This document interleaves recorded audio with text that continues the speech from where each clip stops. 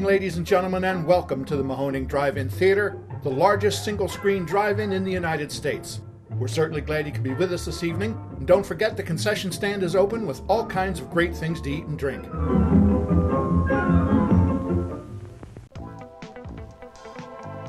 89.3 Mahoning Drive-In Radio, your old friend Virgil back once again for another exciting episode of the podcast. As you guys know, the only podcast dedicated to the love and revival of our beloved drive-in culture, joined as always by my co-host and general manager extraordinaire, Mark. Say hello, my friend. I am here and I am eating cookies. And we are in the off season here, guys, plotting and scheming for the 2025 season. And really reeling from this crazy season that we have had in 2024. It's been a tradition now that we do these kind of review podcast episodes. We try to bring in some of the family members, cast and crew of the Mahoning, and review some of the highlights of the season, their favorite memories, shows, and otherwise. And today we have two fan favorites. That's right. In the house, we got Mama Beth, a.k.a. Mama Cheeseburger. Welcome, Mama Beth. Hi, thank you for having me. So excited to have you. And you guys know her, you love her, Dr. Sandy Eckert in the house. Hi, Sandy. Hello. So excited to have you guys. If anything, it's so good to just hear your guys' voice. We go from like this ultra social, extreme lifestyle to back to like regular life. So it's nice to touch base anytime with the family for some of that normalcy, you know? I think this is the first time I've talked to the three of you as a group since we ended. Yeah. I have been lucky. I have seen Virgil because we did go to the chamber event together. That's right. Yes. Which was a lot of fun. I think we talked about it on one of the podcasts, but every single year we get invited to the chamber's annual awards gala, which is always a great time. But over the last maybe 6 years, I've emceed for them. So I kind of get on the mic, do the thing, but it's a really great time. They have a happy hour beforehand that we always enjoy with prizes and drinks. And this time it was fiesta themed. So they had a taco bar. Come on. And a special margarita drink. I mean, come on. That's right. Yeah. Yeah. It's always nice connecting with other local businesses, and it's amazing how many people recognize us, come up and give us that love. Regulars at the Mahoning. It's nothing but love and support from this amazing county that we work in. But what have you guys been up to? I mean, I saw Beth maybe a couple weeks ago. Sandy, what you been up to over the last couple weeks? Anything fun going on? Shoveling out of all of the work that I had been postponing doing for school. Yes, that's right. So yeah, I've been grading and, trying to, get back in the swing of school full time. Not that it wasn't full time, but it kind of feels part time because, we're at the drive-in so much during the weekends that I kind of say, what do I really have to do this week? I'll do the rest later. And I kind of keep postponing things and putting it on the back end until we get out of school. So, and then the wave just smashes you at the end. Yeah. Yeah. I know, it's such a weird dynamic and lifestyle we lead, but it was an incredibly successful season. We were able to get together and celebrate with our end of year cast and crew party, which is always fantastic. And it's always so hard to kind of think back and review the shows from the season because I think it was Dave who pointed out we had almost 70 individual events and almost 200, if not more, films that we showed this year. So it is like massive undertaking to keep that all in the brain, Mark, you had mentioned we just did a Patreon exclusive podcast, not to push the Patreon, but it's an incredible help over the off season as really we have no income and the screens are dark, the theater's dark. We had some leftover questions from that Patreon that might pertain to this episode. Am I wrong? Well, funny enough, we have one question that came in after we recorded that episode, and it relates, of all the questions asked, it's like the most perfect question to start this episode with. Douglas Hess asks, now that the 2024 season is over, what was the most successful event of the year, and what was your favorite? Yeah, see, it's stuff like that where I'm like, that's impossible to choose. Successful. I would say, I mean, there's a couple that come right to mind. That Saturday of Aliens, the first, I think, sellout of the season, or one of the first sellouts of the season. That was humongous. The Mystery Science Show was such a success just on a business level. It might not have made the most money, but that is something we've been chipping away at for so long and went so much better than we ever could have imagined. It's crazy to pick. Where does your head go to? As far as favorite events, it's so hard. It's always hard to remember, unless you have the list of events. It's such a roller coaster where, and my mind is always in multiple places at multiple time frames at once during the season. I'm always thinking about the next show when we're at a certain show. Some of my favorite events from the year were Schlockorama is always a fave because it's some of the most drive-in movies that we show. The Gilbert Gottfried event was great because it was, again, not that it was well attended, but the hijinks associated with it were some of the stupidest things we've ever done in the nicest way possible. Very Mahoning show, yes. So it's hard for me to say. It was so much fun this year, and I would ask Sandy and Beth, what are your thoughts on the most fun that you had from your perspective? Because we're each you guys are sort of anchored in one spot. I can kind of float around and see a lot of things, but like from being in the snack bar and what you saw of that, what were some of the best events that you experienced in terms of fun and memorable moments, but also just like insane success? That's a good point. The gauge of success, it might be totally different for them versus the Lot Crew or us or whatever, Where does your guys' brain go? Sandy, where does your brain go as far as like best event or most successful event of the season and a favorite? It's so hard to pick. I still haven't taken down my famous kitchen wall where I put up my favorite posters from the season. So I still have my kitchen wall up, so I can see it right now. So favorite, I'll do that first. I mean, I would have to say I really enjoyed Alien Invasion weekend. I thought that was really, really fun because we decorated, and I thought that was one of, in the beginning of the season, we were still finding our footing from the sadness of the beginning of the season and trying to, kind of get into the groove of like, we're back and we're going to be here and make everything brand new again for our customers and ourselves. And I really feel like that was kind of the moment where I felt like we are really going to be able to do this. And I really enjoyed that weekend a lot. So I might say that weekend and our closing weekend might be my favorite weekends.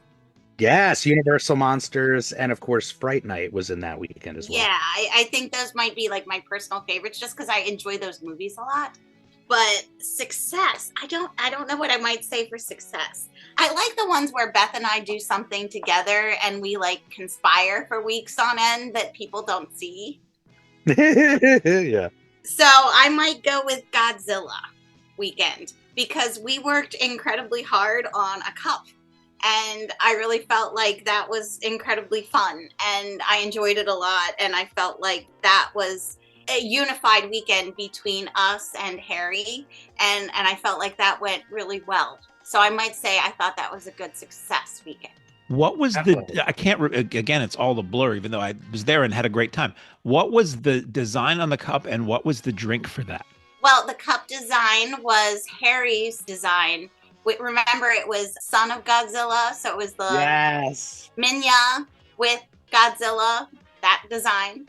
Yep. Okay, it was almost like the size of a pint glass, and it was darkish, semi-translucent plastic with the event logo on it in yellow, if I'm remembering right. Yeah, and then Beth designs the drink. So I work on the cup part with Beth, and then Beth comes up with the drink component. So that's kind of like where we kind of work on it together, and then we surprise everyone with what we've come up with. And I felt like people really responded to the drink. So, I mean, I'll let Beth say what she thought about it, but I really felt like that was like a great success, and I think people really responded to that cup. And I felt like it was a really fun time. Beth, what was that special that night? I called it a Minionade. Yeah, that's so it was right. like a fruit punchy mix. Yeah, because we wanted it to not take away from the color of the cup. Yeah, that was a super fun one. Where does your head go with favorite event and or most successful event, at least in your eyes? Successful event, I will start with first. I think for me, being in the stand, a successful event is when I can have everybody happy in the line and feed everybody, get everybody out of the concession stand before the movie starts.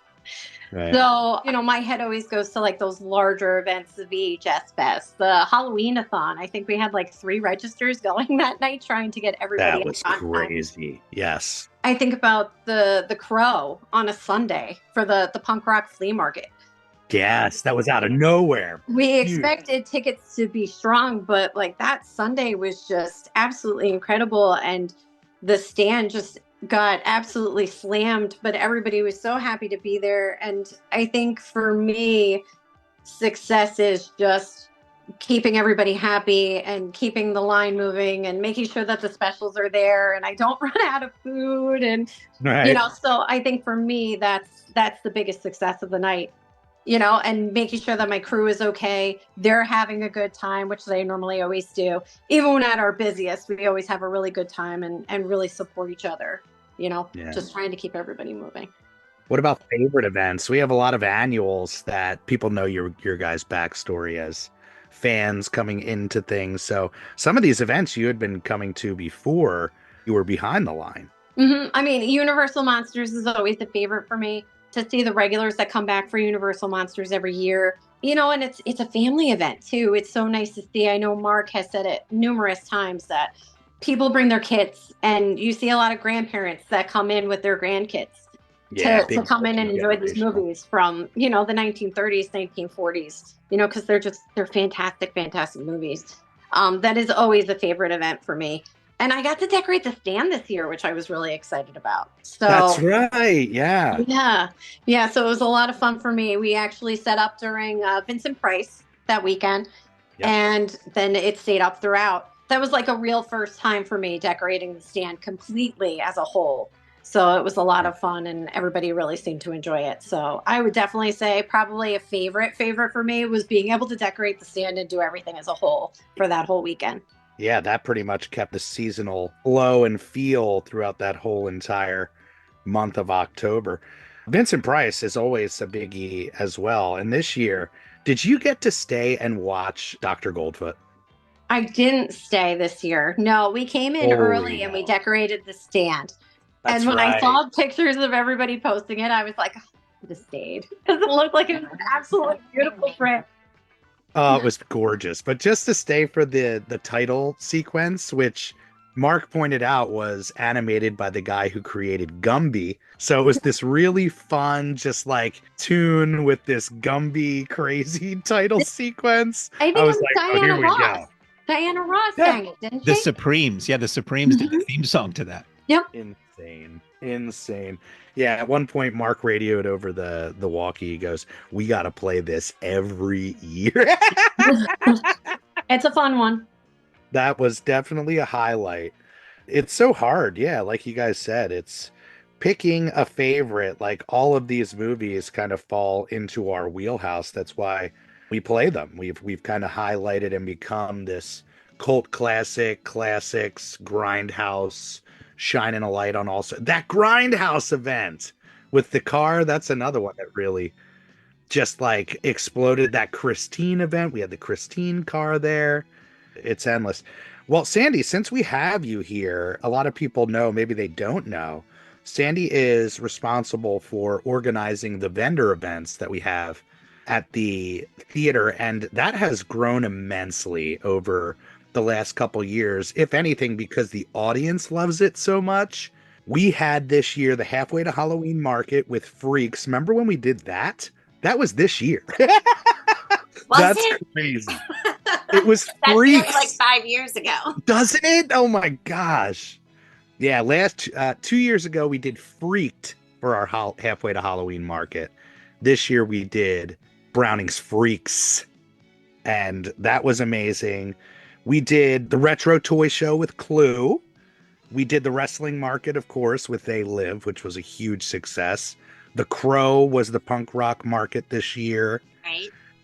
And I thought we snuck in another one. Was it Blues Brothers, or it was something like a car? Oh, maybe it was even that Christine show. Yes. That's right. Yes, there was, because we had the guy who made the radios. He came. Yes, Tyler. To the market, and now he's like one of our favorite people. Oh, he is amazing. And I think I brought that up on the podcast. Tyler showed up with all sorts of cool stuff. He like fashions and makes these cool, like heavy figures out of like machinery and car parts and like loose parts. It was such a weird, creative thing, but where we all just had our mind blown was when he had a couple drive-in speakers out on the table that he had retrofitted to have FM stereo and be portable. Like the coolest. You know, and I still haven't let him forget that I ran out to get one and they were already all sold. And I'm like, but I'm the vendor coordinator.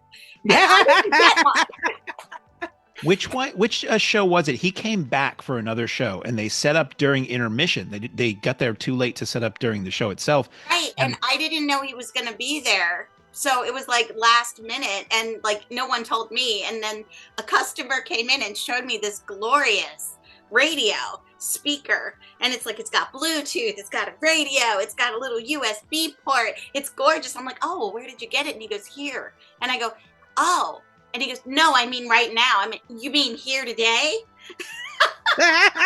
I was outside the snack bar during that intermission, and again, it was like one of our last weekends. It was the last Saturday. Yeah. Was it the last Saturday? I looked out, and there was this crowd of people around the table, and I'm like, oh, they're doing pretty well. And I walked up to ask how they were doing, and they're like, we sold out. We're taking orders now. And that was like in 10 minutes, they sold out of everything they bought. Yes, he did. So now he's making me one of my own, and he keeps showing me the different pieces to say, like, do you like this piece? Do you like this piece? So I'm getting my own custom-made speaker. It's so cute. It's going to be big. I love it. Yes, I love when the creativity like comes to us. It's naturally like a magnet for people who are creatives, you know, like movie going, and especially what we have created, a very focused and appreciation for movie going and cinema. It naturally draws cinephiles and creative people, and opening up to the vendors, it really just brings those creative people to us and gives them an opportunity to shine. I'm trying to think of other vendors that really like came out of the blue. Well, obviously Big Kid Toy Store has become such a like partners in crime when they're in town. I love it when they do the scavenger hunts. I think the customers really love those a lot. They really do. And like it takes those events to a whole other level. It naturally is an interactive experience when people come, because there's so many things to do and people to see and talk to. But yeah, Big Kid and those scavenger hunts, it just taps into the perfect use of this gigantic lot, having time to be able to stroll the lot. I even had somebody come up to me and said, like, I've never wandered all the way to the back. And she had one like, you know, real deep in the back lot. He's like, I just love walking around this lot. So it was a perfect connection. And the way that works is once you find all the scavenger hunt items, and there's a stamp attached to each item. Once you collect all those stamps, you return it to Brie and Mike at the Big Kid tent, and they do their own raffle every single night, and it's always crazy. Their collection is insanity. I really want to get down to their shop. They actually have a store in Jersey. What I always find cool is that they theme what they bring to that night. So when we do Ninja Turtles, it's like all Ninja Turtle stuff. And when we did the Disney weekend, it was all Disney stuff. And they must have a warehouse of all this stuff if they can fully outfit the equivalent of like 4 tables and vertical with all this stuff that they bring. And they plan ahead. They think about everything that we have on our schedule, and she'll write to me and tell me things that she's planning to bring to us for our raffles. So they're really wonderful at helping us make sure that we have stuff for our raffles as well. I mean, I can't imagine, like Mark said, what their warehouse looks like, because she just has some amazing items. I know. I just want to go down there and like hang out for a weekend and be like, can I just look through all your stuff? And then for VHS Fest, they had a booth and this little, like one of those tiny U-Haul trailers, and it was jam-packed with videotapes. Really Oh, good, like early yeah. videotapes. That whole booth was insane, and it's totally 1,000% different vibe from what they would bring to like a Disney show or something. I mean, that's where Sandy, you were able to get us the Leatherface, like 18-inch doll that they had there, which you wouldn't think that they would be displaying next to Ninja Turtles or Disney Princess stuff, but they've got it all. They're just so enthusiastic and so just up for making the show better. Absolutely. I don't know if we brought it up on the podcast or I was just talking to somebody about it, but the Mahoning and our crew, the right people just seem to gravitate naturally into the mix. That was certainly the case with Donnie on the Lot crew this year, but Bree and Mike are a perfect example of that. Johnny Wheats this year, I feel like just like came out of the blue, and I don't know how that all started, but at a certain point he was like, do you mind if I donate some higher end items to the raffle? It's like, mind? Why would you want to do this? What's going on? But yeah, Johnny really, what were some of those choice items, Sandy? He had some autographs this year he gave away. Oh, he had so many wonderful items, from autographed figurines that he had, posters that he had from now long gone people who he had collected. And he would still be going to places and he would see something for an event that we had coming up and he would go get it signed so that he could donate it to us. I mean, it was very generous what he was doing for us. And then he would start where he would tell me, all right, this is what I want you to put out on Friday. This is what I want you to put out on Saturday. Started curating, yes. Yeah, I mean, he was extremely generous and kind. And I thought that and also Donovan, I'd like to put out that too. He started making us cutting boards and keychains themed again to our events so that we would have really nice high-end items that we could put in our raffles. And I really do think that both of those items, along with Big Kid, that really took our raffles to a whole other level so that we really did make a lot more money. Oh, really? It's gotten to be such an expected part of the gigantic shows. People get really excited, and you're on the front line. You see it. Some people just go crazy. It's part of their Mahoning experience. If they don't play, it's almost like they weren't there, you know? I mean, I think some people deliberately come in just to be able to play the raffle. I think it's the first thing that they do when they get on the lot is that they want to see what new items we have on the table. They want to say hi to Beth and the kids. They want to play the raffle. That's what they come in to stand to do.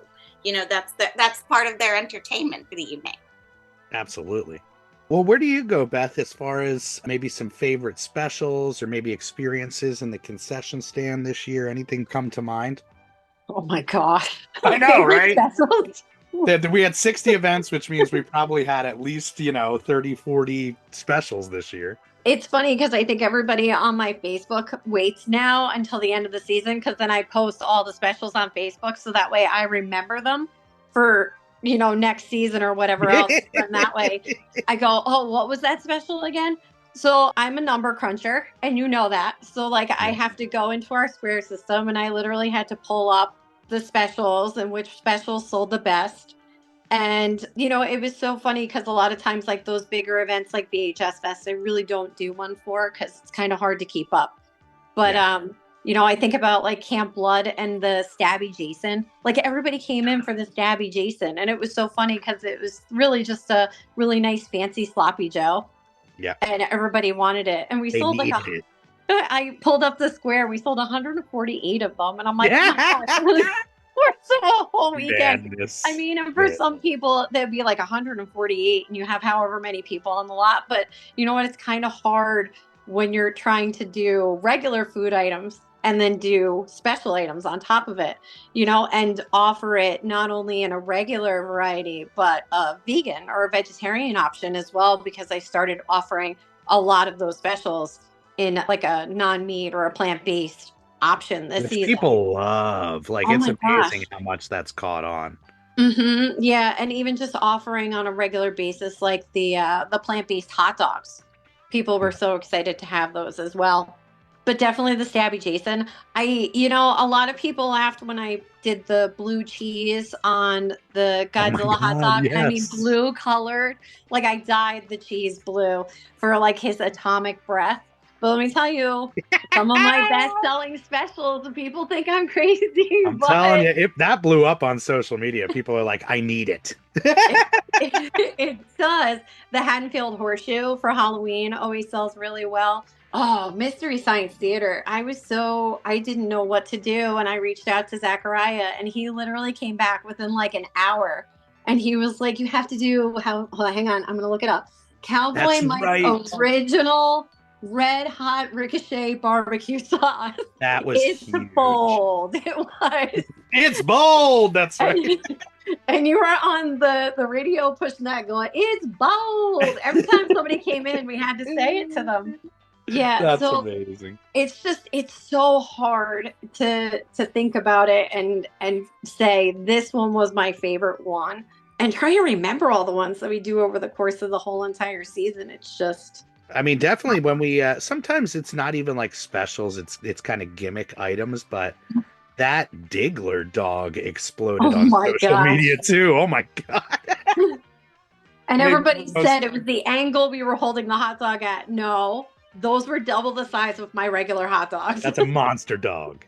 There was somebody who came in and they opened the aluminum bag with the hot dog and they pulled the hot dog out and they went, holy shit, that's a huge hot dog. That's an offensive hot dog. It is. It's absolutely disgusting when you put it on the roller. Zoe looks at me. She goes, please don't make me cook those hot dogs again. That was one of my favorite events. Fancy dressed up as Roller Girl that night. A lot of those Sunday and Thursday shows are always a ball. It always reminds me of like the old days. It's more low key. It's usually not as big a crowd, but it's just as much passion. And Thursdays people always come out in costume, and it's just such a great time. That's why the off-season months are so hard. We go from this crazy madness to regular life. But like I said, it's just a short break. We're already planning the calendar, and hopefully we'll be announcing shows come the new year pretty quickly. Roadshow is shaping up like crazy. Mark, we got what, like 10 dates now? We have 10, and it might wind up being 12 before we're done. Heck yes. Yeah, really excited about that initiative this year. We kind of soft launched it from the shore last year with a couple shows to test the waters, and people just loved it. As we said, we do conventions all the time. We'll pop out to Jersey Horror Con and Creature Feature Con and Monster Mania and do punk rock flea markets throughout the area. And people always fall in love with us because of our programming. They look at this calendar and they're like, oh my God, I love that movie. You guys are playing that? But this approach of taking what we do to 35 millimeter indoor houses and programming double features there, we know they're going to love the programming, but they also have a built-in audience and love and appreciation for 35 millimeter, which is so essential to what we do and what we've built. So we just know, and saw it even with the short run we did last year, it brings in the right clientele, really connects us to the right culture, the right people in that culture. I think we booked and rented a couple of prints on our journey throughout the road show last year, if I'm not mistaken. We picked 2 up when we were in Boston. We've got one from a collector that wound up being used this last season for one of my favorite shows that we did, and another that came from the Brattle Theater in Cambridge. It's from there. Yes, that's right. That was a fantastic time. Speaking of guests, I wanted to ask, what were your favorite guests this year? Because you guys being mostly locked inside the snack bar, a lot of the times, Sandy, you're usually the concierge, as it were, for the guests that we have, but then oftentimes we have them just in the snack bar with us. Any memories of the guests that we had over the 2024 season? I like everybody. I mean, I didn't have any issues with any of our guests. I thought they were all kind and nice. We're so lucky in that way. The Camp Blood Girls were next level. Yeah, I mean, I think I had the most fun. I mean, I would say from Camp Blood this year. Yeah. The two ladies from Camp Blood, I really felt like they were hilariously funny, especially once we closed the doors. They were fun. I really always wanted to meet Adrienne, so that was like on my personal bucket list, and she definitely didn't disappoint me. You know, because sometimes you can think about like someone that you have wanted to meet or you've watched in movies for many years, and then you think, well, maybe they won't be that way or they'll disappoint you in real life.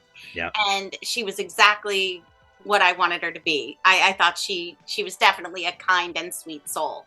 So both Yeah. Adrienne and Amy, I thought were both lovely people. So I would say they might have been the most fun to deal with. And I thought our last event, when it was super cold, Yes. I thought they were really good sports about it, you know, because some guests can get a little not too happy about like being in the freezing cold weather. And The I thought elements, that they yeah. were really great, and they had good, you know, humor about how cold it was, and they treated all the guests really wonderfully. So I guess if I had to pick some guests, those would be the ones that stuck out to me. Yeah, that William Ragsdale and Stephen Jeffries hung out in the projection booth during the movie. Number one, because it was probably the warmest place on the lot. But Yes. they loved watching the team work and run film, and they were so engaged in it. It was just such a pleasure to watch. It still is just such a thrill to see the people who were in the movies get such a kick out of seeing their movie actually projected on film. And how many people who are like, I've never seen it run on film. It just seems crazy, right? Or have never been in a projection booth while their film is running, because the Yeah. projection booth in any normal theater is, you know, way up behind a locked door, up a staircase, around a corner, and ours is just one step off the projection, the snack bar. So the fact Front that center. that's been a long running tradition of getting photos with the actor, you know, holding a reel of their film, or taking a photo of them watching the movie through the portholes in the projection booth, and them, you know, I always think about the Twin Peaks cast, the first year I think of Lynchfest, where they were applauding the changeover that Rob did, because they'd never seen that done before, and they were so impressed that you can flawlessly switch from one projector to the other and you don't even notice that on screen. Magic trick. And I know the Amy Steele and Adrienne King were raving about the food in the snack bar too, and I always love to see that, when, because you know they're like us when we're on I was going to say on set, when they're on site for hours on end. I mean, the snack bars is where you get your lunch and your dinner, and a lot of times they'll just rave about the food and about the popcorn. The number of people who I hear say it's the best popcorn they've ever had is amazing. That is a fact. Yeah, any memories pop for you, Beth, as far as the guests go? They were all very lovely this year. I know John Waters walked down the concession line and got pretzels. Yes, that was crazy. But like, I wasn't even there. I was busy policing the door. I know, I was trying to call for you because I was like, my brain is exploding. He's walking the line. He got pretzels from Max, and I was like, he goes, gosh, John Waters came down the concession line. I'm like, he did not. I was trying to policing the door. Like, make him come back. He came to play this year. We the whole experience got elevated this year with the opportunity to meet and greet with John, and there was a real question mark on like, how is this going to go? Is he going to be still so COVID conscious that people won't be able to get close to him and talk to him or any of that? He so invited the experience for people to come up, get their items signed, and chat with them a little bit, which was, I know for me and for anybody who met him, was just such a mind-blowing thrill. Fabio was another memorable guest. Rochelle Davis this year, like she fell in love with what we do, but she also experienced us at a total height. We weren't expecting a sellout, but yeah, she got one, and it was an endless line for her. She's a local girl too. She's out of Philly, so it was really cool just to like chat it up with her and be like talking about local, you know, clubs and bars and stuff that the band used to play at that she lives right by and stuff. So she was great. I mean, Joel, how could we forget Joel? Joel was just like, we had this expectation for Joel, and this was something that we really put the ball in his court as far as curating and coming up with what this show would be. We pitched him on, hey, these are things that we do. This is what we're known for. We can add this element or that element. And he really just took those ideas and tightened the screws, added some extra layers of icing. I think that's one nobody will ever forget. And he loved it so much that he was already locking in a date before the weekend was over for next year. So a lot to look forward to. One of my memories for that show and for a lot of other shows is when we open the doors to the snack bar and there's already a gigantic line of customers waiting to get in to get the special merch item or the cup for that night. And Mystery Science Theater was one of them. I feel like the doors weren't open when the theater opened. We had to wait a little while and then we opened them up. And there was this huge line of people that came in to get that t-shirt. And Sandy, do you have any favorite merch items from the year? Because we have the standard merch items, and some of which were new this year, but then we have like special event stuff too. And they sell out quick and they result in just insane lines. I guess the one that really sticks out for me has to be the last one, which would be the pumpkin hoodie. I feel like I spent more time reordering the pumpkin hoodie than anything else that we've ever It was once a ordered. week.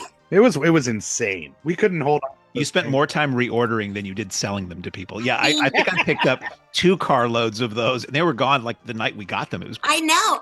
I've never had an item that, like, while we're folding it, they're going out faster than we can. I've had 3 people folding, and we can't put them on the shelf. We're just handing them over as we're doing it. It was amazing the way those pumpkin hoodies went, So, yeah, I might say that was my favorite item just because of the response. I kind of fall in love with everything that we do because I feel like I put my heart and soul into each item. I want them all to be successful. I want them all. I have people that come in and pretty much buy everything that I put on the table. Chris and Rick, from the Beacon, she pretty much comes in and says, what's new this week? And she'll buy it. I have some people that are just truly generous that way and they want to support everything that we do. But the pumpkin hoodie, I would say, was the most successful item that we did. For the first time ever, I designed a t-shirt, and I never get to design a t-shirt. So that was probably my second favorite item, was the birthday tee. I worked with LVAC and the designers there to make a t-shirt with the birthday cake on it. And I was really, really pleased with that. Just one special thing that we did for 1 year to celebrate our 75th birthday. Absolutely. So I was really happy with that too. So. Yeah. It's what we've really figured out what works for us, and the way that we've utilized the merchandise over the last couple years has just been like a whole other level. But often we will have a variant t-shirt, like we'll have our classic color, black or a solid color, but then there will be a variant, just a different design, give people the option for something different. We had people like clamoring for that splatter t-shirt for Universal Monsters. That came out of nowhere. How did that come to be? Well, I basically said to Chris that I wanted one last t-shirt to be something special because it was our last weekend and it was the last t-shirt we were going to order. So when I'm talking to him, I said, what is something that we have never done? I want to do something different. And he said, how different do you want? Yeah. How crazy we talking? Yeah. And I said, well, what are my choices? So we kind of went through like we always do. We kind of go through all the choices and options. And he said, I have something that I've never done before. I saw it one time, and I think that this might meet what you really want to do. And so then we go back and forth a couple times, and it takes us a while to do these things. But I think that the biggest thing that I enjoy about my job is he really gets me, that I can say like 7 words and be like a thing that goes to the thing that does the thing. And he knows what all those really vague words mean. Yeah. And he will make me something that, we can tweak and it'll be exactly what I wanted. And we get along so well and we work together so perfectly that he came up with this design. And then I wrote to you, Virgil, right away. And I said, I have this idea that I hope that you're going to like. And you were like, and and that's how we came up with it. And I only wish now that we had ordered, more of them, because people were really disappointed when we didn't have more. They were going nuts. It's one of those things. We try to find that balance, but more than anything, I feel like just with those pumpkin hoodies or the cups or certain things like that, they really come at the right time. They're placed nicely with certain events. They're very strategic in the planning. So you guys do an amazing job with all that. I'm trying to think of other favorite events. I so loved that Problem Child event, but that Beatles event was another fantastic experience. Getting to see that print up on the big screen, fantastic. What about you, Mark? Any memories specifically from the season that pop out? Well, the Beatle one I loved because I'm a huge fan. So I kind of helped in tiny ways, helped shape that show. And just to see, that was sort of like Universal Monsters in terms of the age range of the people who showed up. That's a group that's never going away. And it was everything from little kids to the elderly who showed up for that show and were just really into hanging out. It was a little convention for the day. It's sincerely hard to remember all the shows. In lieu of having an answer, let me ask Sandy about book club, because I don't think we've talked about book club since we did a podcast about it probably last year. And I wasn't there for any of those, unfortunately, but I think it's a brilliant idea. And so book club is something we started doing last year, I think, and picking a book that coincides with a film we're showing. So if a film is based on a book, discussing the book, having everybody read it and discuss it. So what were some of the books you did this year, and there was one that I'll let you reveal that everybody hated. And I know somebody left their book behind afterwards on our VHS wall. Yeah, because I was just like, oh gosh, I wasn't prepared for this question. And of course, now I remember that one specifically because everybody hated it. And I apologized for it before we even got there. That would be Food of the Gods. Yes, that's right. It was the worst pick I could have picked. The thing is that I really love H.G. Wells and War of the Worlds. And I think that most people would say H.G. Wells and The Time Machine. He's a pretty good writer. Most people would agree with that. It's just Food of the Gods just was not his forte. It was that ain't really awful. So yeah, and it didn't match the film. I think that's the thing too, is not only was it not a pleasant read, like it wasn't put together quite well, and it was all over the place, but it also just didn't match the film very well. So, I think that was just the point. But in a way, it almost became like a fun one because like then we'd be like, well, it wasn't really Food of the Gods now, was it? So like it became an ongoing joke throughout the rest of the season for us. So, it was pretty funny. You did the William Castle autobiography this year, right? And that might have been one of our best. We really liked that one a lot. I think what we expected that one to be was like creepy and scary, but really he's quite hilarious. He's a great storyteller. And he told a lot of inside small stories about his upbringing and about inside Hollywood and getting movies made that you really wouldn't have expected from him that were funny. And I think everyone really loved that book. And I would say the second favorite might have been Grady Hendrix. So, and especially when he comes to book club and sits there with you and talks to you about making the book, or the fact that then Adrian, who was also our guest for Camp Blood, was also the narrator of the Audible version of that book. Like it was like so many connections. It was really lovely. So I would say those would be the ones that really stick out for me for book club. And it's really kind of grown. We have some people that only come once or twice, but we have others that come every time. And they've been begging me for a Zoom book club. So I think we're going to try that again this off season and try to keep book club going. So absolutely. It's one of those things that's so cool about our organization is that we all can draw from either our quote unquote real life or past lives, as it were, and talents and interests that we have and bring it here. And you being the teacher, the professor, the author, being able to bring that into the context of running, working at a drive-in movie theater, it's just really cool, and people really, really like it. Well, and it's just, I'm a reader. Like, I like to read, and it gives me a good excuse to talk about books with other people that also really like to read, and it's been really fun. I mean, I don't know that I ever would have thought that I would get to sit with authors and talk about the books that they've written with other people who just read that book. And for me, it's been such a joy, like an unexpected joy. So I will say that I think I get even more out of it than what I put into it myself. So, that's beautiful. I really enjoyed it immensely. So it's been great. And we had a nice last book club where we went out for lunch to the Beacon, and Chris reserved for us that back room, and we filled it. We had a huge book club for that last book club, and everybody got something to eat, and everybody was talking about everything. It was really a wonderful part, to do at the end. And I think we're all a little emotional that we were like, this is it. This is the last time we'll see each other. It was kind of sad. So I think that's why they wanted to really push for, a Zoom. So, yeah. It's a great extension of the community. We have these people who really dedicate their life and their lifestyle to what we do. And it's been such a rewarding aspect.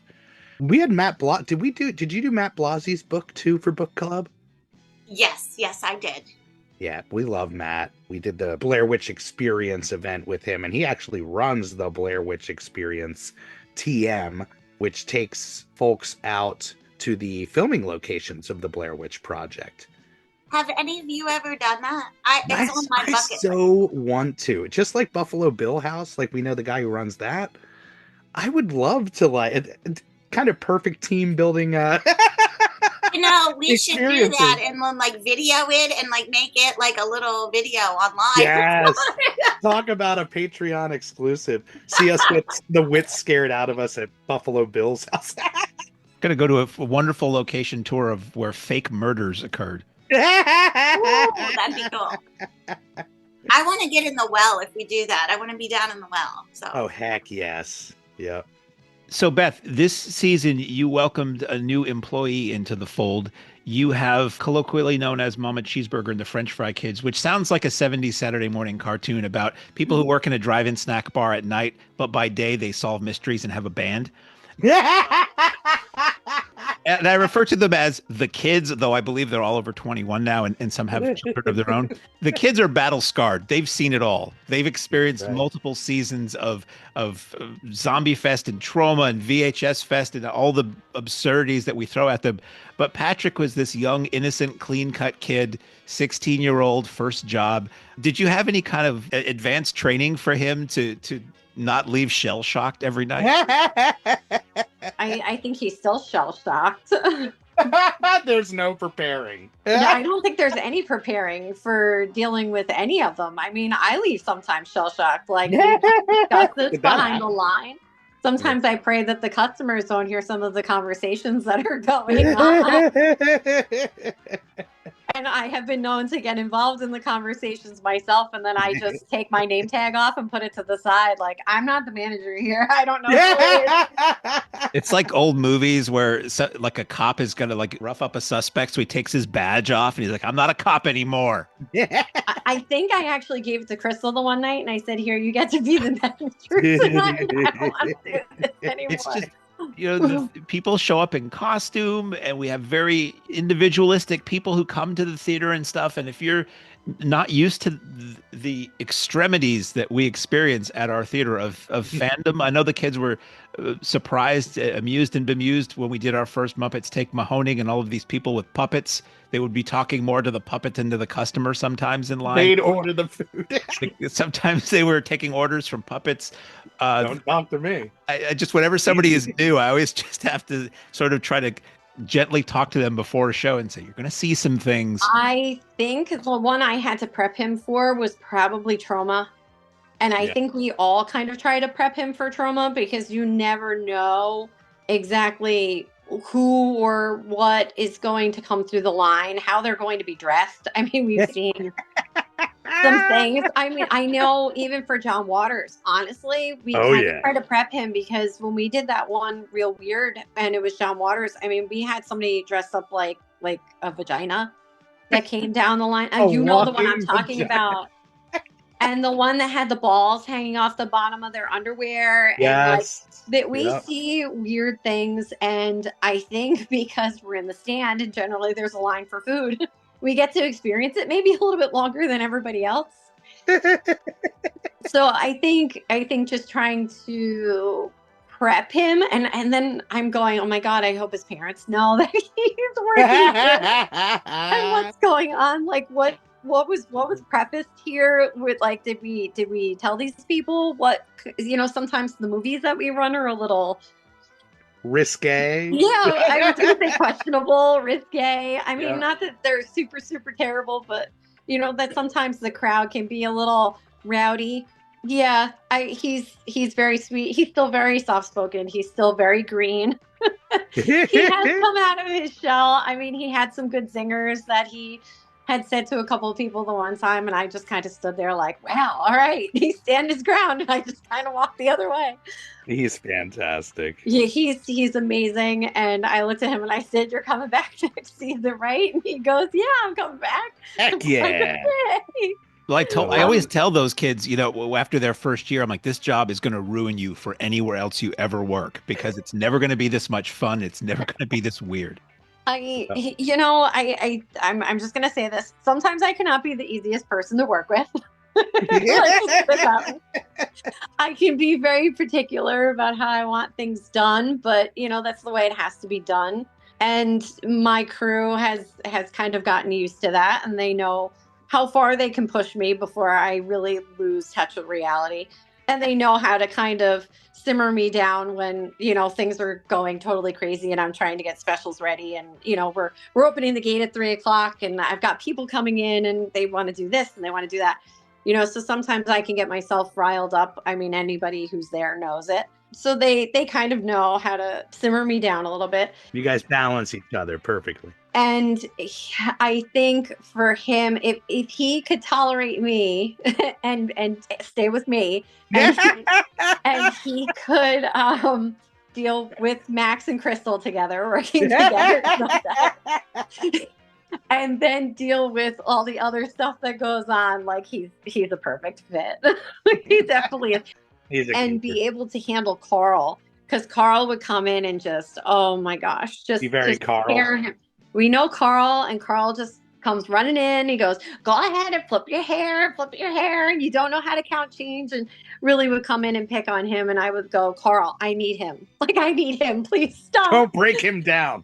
Stop harassing my staff." And he goes, "He loves it. Look, the kid loves it. He's back, And he just got to know everybody, and he's a pleasure. He really is. One of us. He is. And, and I remember them when they first started, and they've gotten a little wild and crazy over 4 or 5 seasons. You get comfortable, Yeah. You start to know your peeps. Mm-hmm. Yeah. Yeah. So we're really lucky too, as far as the concession workers go, because a lot of the other drive-ins we talk to, I always say, what's your employee turnover rate?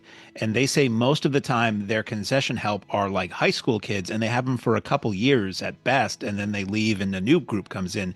And when we first brought in the youth crew during the COVID era as runners, I know they were all super scared when we were opening the stand-up again that they wouldn't have jobs anymore. Mm-hmm. And none of them want to leave. They come back year after year. And I think that says a lot about the place and how you run it and the relationship they'll have with each other, that they don't want to let this thing go, even though they're getting to the age where other people are getting, quote unquote, real jobs and things like that. They want to be at the Mahoning having fun. We are our own little unit and our own little family. And when it gets really, really busy, it's that person standing alongside you. And I have worked with many people for many, many years. And I will say that them as a whole, they are some of the best people I have ever worked with that I can rely on and trust. Yeah. When I'm there, when I'm not there, I know that things will run the way they should if I'm there or not. You know what I mean? Yeah. And I would ask anything of any of them, and they would absolutely do it for me. And I love every single one of them. Yep, they're superstars. We are so lucky in that way. The crew, the team, just the formation that we were able to take this year, having each other's backs, lifting each other up. It was a crazy season, but maybe the most rewarding in knowing that, you know, we really truly were able to all band together and make this magic happen in Jeff's name. It was really special. As far as the snack bar gang is, you said, you know, we show some weird movies and stuff, but they never really get a chance to see any of it because they're really kind of trapped behind the countertop there. But some of Sandy's helpers are able to check out, to punch out and watch the movies, you know, during when the films are running, and they just basically work the merch table before and between the films. And I'm always tickled when I know what is about to unfold on the screen outside, and I see young Kaylin check out to go watch the movie during John Waters or Trauma or something. And I'm so eager to ask her when she comes back in what she thought of it. She's gotten way open to seeing a lot of these movies, which is, that'll benefit her in the long run. She'll be like, well, it was something. Well, it's good that the staff has an understanding of the kind of things that we show. And Sandy, you had a new helper this year in the form of young Master Jackson, which was just wonderful to see this young guy who's super eager to be part of what you do at the merch table. Is such a joy. I genuinely love him, and he has been in our crew so well. I mean, when you talk about like the idea of like forming, like Beth mentioned, like a little family, I feel like he kind of completed us really well because he matched a little bit in each of us. You know, he's funny like Louis is funny, and you know, he talks about gaming and things like that with Vince. And then he's also got the youth with Kaylin, you know, and then he kind of brings out my mothering side. So I think he really kind of rounded out my little team. Yeah. And who knew that we needed him? We didn't even know he was everything we needed. He's just a doll. So Jackson is kind of like a volunteer that kind of came up and suddenly became part of our staff. And it started off that I put him on doing the condiments. And he just wanted to learn more. So then I would add one more task for him to do. And then I'd add one more. And now basically he can do everything almost that I could do now. From running the register to helping customers to getting supplies. He can do pretty much everything. And he just is eager to help people and do everything. So he's a joy. So, yeah, and he's got so much energy. I'm always like, let him do it. He's got the energy to do it. Yeah. He's got that young energy in him. And he's young teens, right? He is, I believe, if I'm going to get this right, he is 13. I love that so much. Yeah. When Zoe first got on the lot, she was, you know, a youngster and couldn't do much besides pumping butter and, you know, like you said, filling condiments, the little things. So it's always nice to see the youth take to it so much. And another perfect example of somebody who was just meant to be there. We didn't have to fish for him in any way. He naturally rose and naturally fell into his spot. And now we couldn't imagine the operation without him. That's the way it should go, you know? Absolutely. Absolutely. It's beautiful. But, you know, it's funny when you were talking about that, because I remember the first couple of years with Kaylin, I would because we were outside during COVID. And Yes. some scenes would come on the screen, and I would take my hand and put it over Kaylin's eyes. No, you're not watching that. That's right. It's the mother effect. Yes, but now I have to let her go. She can watch what she wants to watch, you know. That's right. She's got the boyfriend. She's like, all right, I'm trying to enjoy the drive-in. I love that she's so open to the movies. You know, some people are like, I'm only watching what I like. I love an adventurous moviegoer. No, she'll watch everything. She always wants to say, I've never seen it, and she'll go watch anything. That's beautiful.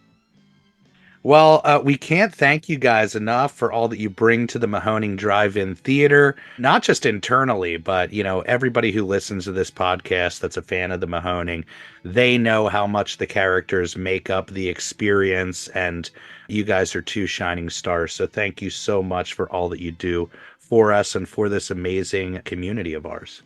Thanks for having me. I miss you guys. Oh, we miss you too. Oh my gosh. Look, guess who's at the door? Is it Santa? Oh my gosh, we are getting close. Up on the rooftop, click, click, click. Copyright. No, it's Jess. That's right. Longest running Mahoning employee. Welcome, Jess. Thank you. Hello. Oh, we're so excited. Hey, and Fancy actually just walked in the actual door. Say hi, Fancy. Well, hello. Hi, Nancy. Hi. We are talking about favorite memories of this past season, the 2024 season. Where does your brain go, Jess, when we bring up the question of favorite events for this last season? And I guess tying that into favorite memories, if you have any that pop out. So I personally loved Hocus Pocus and Teen Witch. Yes. I loved how we had the scouts involved and how it was like our best family weekend in forever or ever. And I thought all the components that we added to it was awesome and a lot of fun. And I was glad I was able to help out with that. Oh my gosh, next level. I forget the kind of people who were helping us out with that. We had Craig from Creature Feature Weekend. He came in and hosted the family events, which, I mean, honestly, some of the greatest memories of the season. The costume contest was tied into it. That egg hunt, which my Munchkin just had so much fun with. I think everybody just was on this kind of communal high, where it's like we're all coming together, we're celebrating. The weather was gorgeous. It just really all worked well. And Jess, you were pretty instrumental in the scouts part of that. If you want to talk about how that all came to be, because I don't know if people know, a lot of what you do is coordinating community events with community groups and private events and things like that. And I was not there for that weekend, so I'm learning as you guys talk about what the scouting aspect of that show was. I was originally working with John, and we would communicate back and forth. They had this own link that they wanted to set up so their scouts could register. And he sent me the graphic and was like, does this look okay? And then we had to make some corrections. And then he had it up so the families can link to our website and purchase the tickets. That way it's all online and we were keeping track. But they had different ideas, so they brought different things to do to keep their families and kiddos busy. But then we also had a lot to offer, so like they got to participate in everything with us and that we put on. So I thought that was really cool. We just go back and forth and plan the details and make it happen. And do you know roughly how many scouts turned up? And did they like camp out in a separate section of the theater? Because I know it's sort of like a camp out night for them usually. Yes, we did have a section blocked off towards the back of the lot where they specifically stayed so the troops could be together. Specifically scouts, and I never got a specific number from their end, but I know we had like 522 tickets sold for that. So I would definitely say over 100 for sure would be the scouts alone. Wow. And for us, that's not a sellout, but that's a sellout on the horizon with 500. I think we usually cap it at 650. So that's a very robust evening. Yes. Oh, yeah. It was awesome to see so many kids. And we were trying to do that for so long, too. So many of them wanted to participate in that costume contest, and then it makes it really hard for us to pick the winners. Like impossible. My favorite thing is to put that pressure on other people, which I did for, I think, the Mystery Science Show, and I did for the very last show. It's Universal Monster Mash. There's it's a nice on the spot. All these amazing costumes, and he looks at me and he's like, so what do you think? And I'm like, I don't want to break these kids' hearts.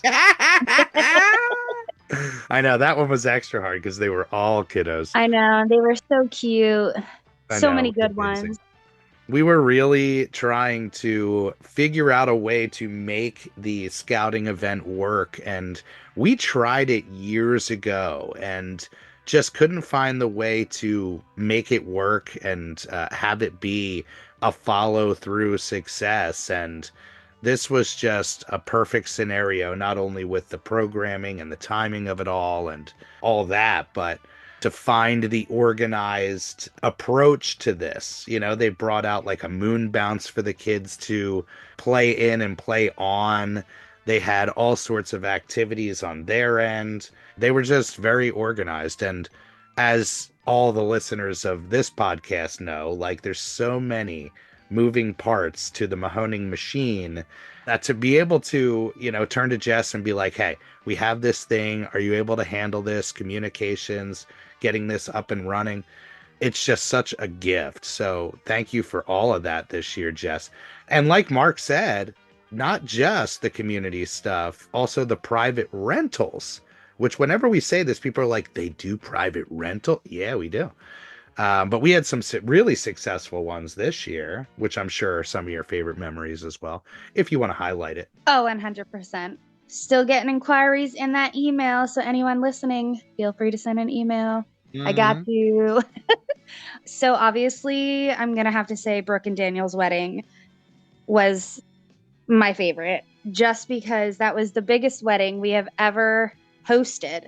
And all the moving parts. I was literally there since early morning to late at night to help them with anything that they needed. They had caterers, so I even worked with them, and the bartenders, seeing if they needed assistance with anything. And everyone was just so thankful and appreciative. I helped with their little photo booth. I helped them set up so many different things. It was all inclusive, though, as in that way. I mean, they included every aspect of the Mahoning and what makes the Mahoning special.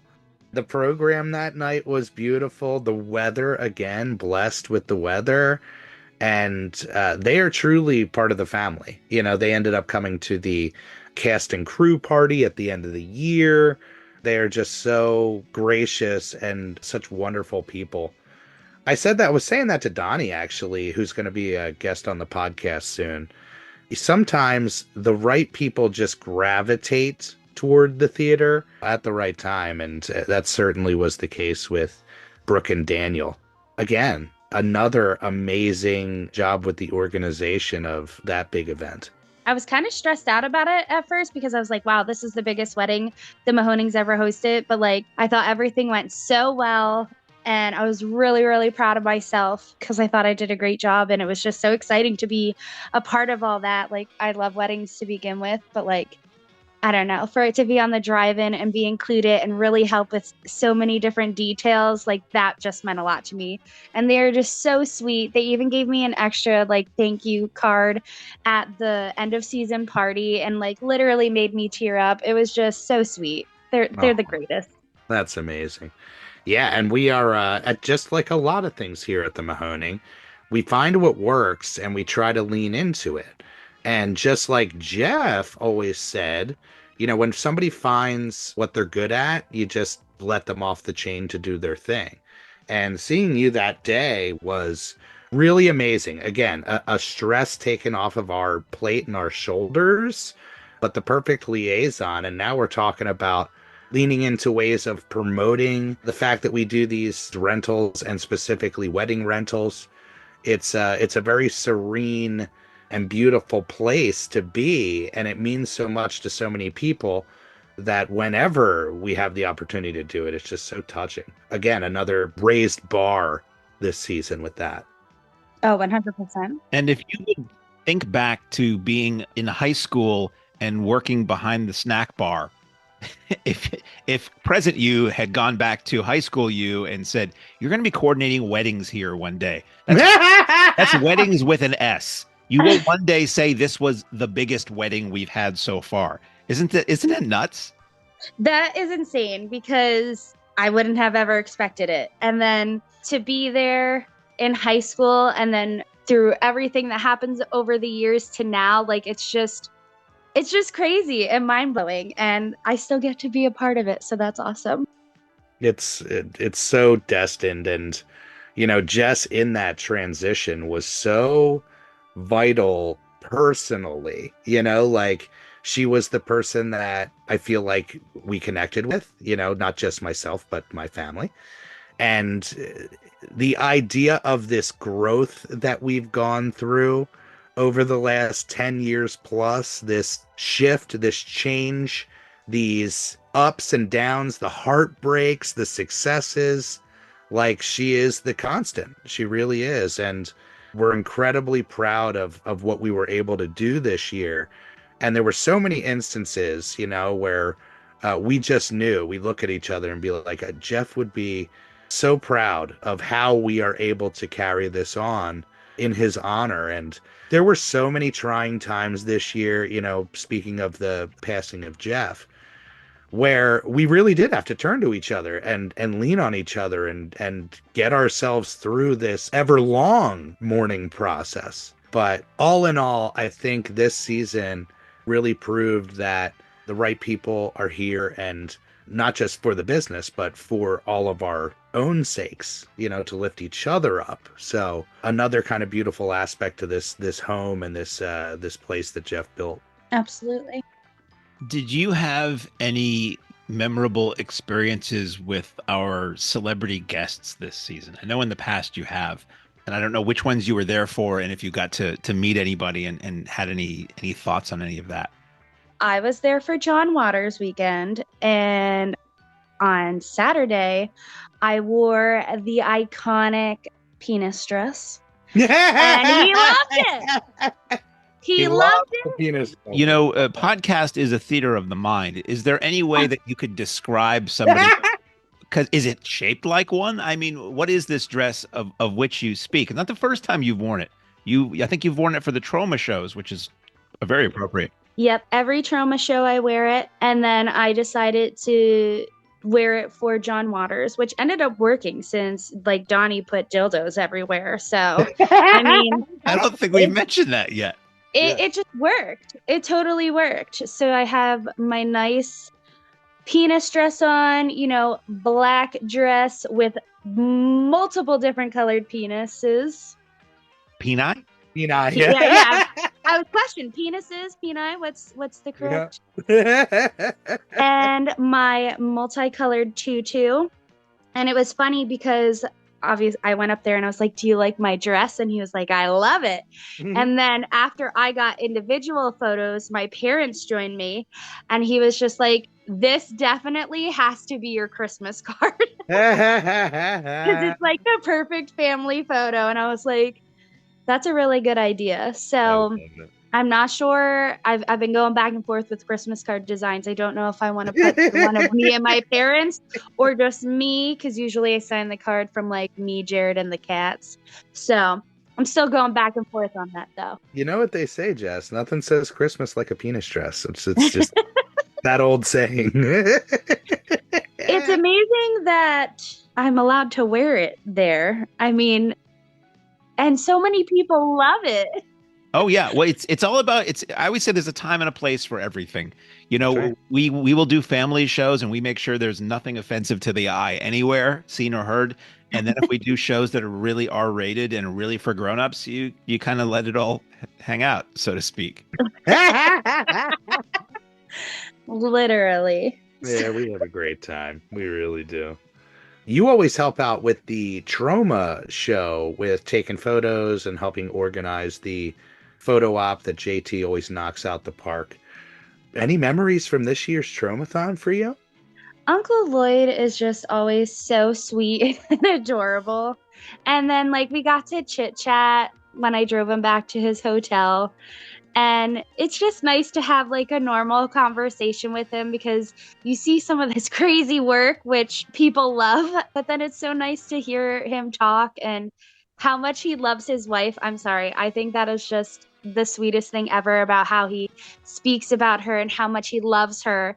And I just enjoy those little moments like that, because it's so sweet. And you see that soft side and kind-hearted side more in depth than obviously when, you're just helping people get through the line and get their time with him. And I will say he is really good about giving each person who comes up to meet him like proper time and attention. And I do love that. He really is. He's an icon. And a lot of those mantras of his just go out and make it, his old filmmaking mantra and Troma's mantra in general, that really sticks with a lot of people. So as you look back at 2024, or at least at your time at the drive-in in 2024, are there any other things that really stood out for you? Trying to think, Brooke and Daniel's wedding was a big thing for me. I enjoyed helping out with the Schillings vow renewal. That was definitely exciting. They're amazing people, so it was awesome to play a part in that and be able to attend it because it was really sweet. And what they said with their vows and stuff was just, I cried. So it was amazing. Like the season seems so long, but then like it flies by. And now I feel like sometimes I'm forgetting some iconic moments. Oh my God. When we were reviewing the calendar, it's like, oh my, that was this year? That happened? When did we do that? Right? I nuts. will say I had a lot of fun walking across the lot in that alien costume. Oh my gosh, yes. So we Okay, brought- yeah. So you were in this inflatable, one of those, inflatable costumes that has the little fan inside, and it was like a good foot taller than you were. So there were Yeah. times where I wondered where you were, and I looked up and I could see this floppy green head like 5 feet back between the cars, and it just cracked me up because I knew a foot below that was you. Amazing. Literally, I had to like adjust so I could see out correctly so I wasn't running into anybody. But let me tell you, even though there's a fan, like it gets hot in there. And the sun was shining beautiful that day. So I was like extra hot. I was like, okay. But I had so much fun and people loved it and they wanted photos. So that made me feel good because I was just like, thank you for being here. Welcome to such the a thrill. Mahoning as I'm walking in an alien costume. That was a hit. A sold out show too for that alien invasion. Yeah, what an absolute crazy ride this has been. Well, I can't thank you enough, Jess, for all that you do, all the years, the dedication, the love, the friendship. I mean, it's crazy. We said it because it's coming up, but Virgie and Jess share a birthday. They're birthday twins. We are. Yeah. And I love that. I love that he's my birthday buddy, literally to the last minute, but he's I still know. my birthday buddy. That's right. He made it. He made it work. He did. Well, thank you so much. And yeah, can't wait for more adventures together. Absolutely. I'm looking forward to it. This coming season's going to be a big year for me because it'll be my 15th season. Oh my So- gosh. I know. Doesn't that make me feel like ancient? It's So, yeah. crazy. Yeah, the gauge of time, it's nuts, but to see the growth, to see everything, it's just what a wild ride. Definitely. And I'm thankful I still get to be a part of it. So thank you all for still having me. Oh, we love you. We love you. You're like our equivalent of special forces, Boots aren't on the ground every day, but when a specific mission needs to be done, you're the one we call. Call in the Yes. Jess. I love it. So now do we all go back to our individual catacombs and cocoons for the next several months? Or is there any way any of us get to see each other or see any of the customers or our Patreon members or anything like that? Before we know, we talked about it, I think maybe on that Patreon exclusive podcast. We are planning to do another in-person State of the Union, Mahoning State of the Union, which went really well last year at the Pocono Cinema. So we're hoping to do that again. So if anything, it's an excuse for us to get together, review some of the plans for this coming year, and look forward to the more endless adventures together. Good. Well, happy Thanksgiving. If this is going to be before Thanksgiving or Christmas, happy Thanksgiving and happy holidays to everybody. Yes, same to you guys, and same to the audience out there. Mark, why don't you let the audience know about Patreon if they are looking to take the extra step to support us in the off season. Plus, I gotta say, Mark does an incredible job posting to the Patreon. It's like its own deep cut social media feed, and people love it. So, Mark, break it down for the people. Sure. The Patreon is a subscription service that you pay. You sign up and it auto deducts either $4.99, $9.99, or $19.99 a month. And at each of those tiers, you get stuff. So each of the tiers that go up, every time you go up a tier, you get whatever the previous tier had plus more. So at the very least, you get a lot of photos, a lot of writing, of posts of old newspaper ads, audio, exclusive podcasts, stuff like that. First dibs on tickets when we first announced the Patreon. And then you also get videos. We try to shoot video of all the guests we have when they do introductions, or if we get video introductions sent to them, they're all kind of archived on the Patreon. And then we also do, for the top level, the simplex level, which refers to our projectors and not a social disease. It gives you monthly, twice a month in the summertime, exclusive screenings. So we do via Zoom, we do a virtual screening every month out of the year round. And then April to October, we do 35 millimeter screenings at the theater. So and then we do all kinds of stuff. It's a way that we can funnel a lot of content that we just don't have room for on our social media to the Patreon, and it's easily searchable and archived. And it's a way for people to support the theater. As we've said, we never have an income in the off season before until we had Patreon, and we still have bills to pay. We still have professional memberships and services we have to pay for, and electricity and things at the theater. So supporting us through Patreon, I try to give back more than you put into it as far as finances go. And it also helps us, keep something in the bank so we can keep doing things in the off season and be ready to open with money in the bank. So if you're interested, it's patreon.com/Mahoning Drive-In, I believe. But if you just search Mahoning Drive-In Patreon, you'll find it. And I believe there's a discount going on right now, or if you can buy for a year and there's a discount. So it's all out there, and we try to make it as much fun as we can. Beautiful. I love it. All right, guys, stay tuned to the social media, stay tuned to the Patreon, the podcast. Keep your finger on the pulse. Just as I said many times in the last month at the Mahoning, do not forget about us in the off season. It's going to be a blink of an eye, and then new shows are going to be announced, and you guys will be getting just as excited as always for the 76th season on the lot. Well, thank you again, guys, for joining us. Thank you to all of you guys. We will see you on the lot very soon, or on the road for the road show. And on that note, Jeff, take it away, my friend. Ladies and gentlemen, thanks again for coming out tonight to the Mahoning Drive-In Theater. We hope you'll come back and see us again real soon. The exit is on the right-hand side of the screen at the front of the field, and most importantly, have a very safe trip home. Good night, and God bless you.